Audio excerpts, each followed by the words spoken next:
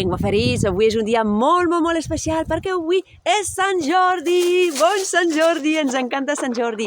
Clar, és la nostra diada preferida perquè celebra el territori, la llengua catalana, la cultura, el país, les llengües, les lletres, els llibres, tot. Ens agrada moltíssim. I també és un dia especial per a nosaltres perquè celebrem que avui fem el nostre vídeo número 150 i això s'ha de celebrar. I per tant, per celebrar tot això, en David ens llegirà un fragment d'un conte molt especial i ara us l'explicarà. El David us explicarà un conte... Sí. Així que és Sant Jordi. El conte és Explorador celeste a la deriva, del gran Pere Calders. I en farem un petit fragment que és molt significatiu pels llengüaferits.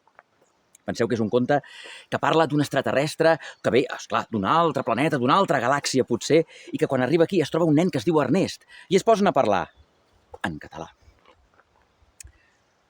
Com és que parles tan bé el català? No em diràs que preneu unes pastilles? Doncs sí, les píndoles de català són rosades. Cada idioma té el seu color. L'Ernest no es podia treure del cap les pastilles de català. Serien tan útils. La gent es podria desitjar les bones festes sense l'aguait de les pronunciacions i tot seria més planer i cordial. No ens podríeu enviar píndoles de català? Va preguntar de cop i volta, suposant que el preu ens anés bé. Qui sap? Però això us ho heu de fer vosaltres.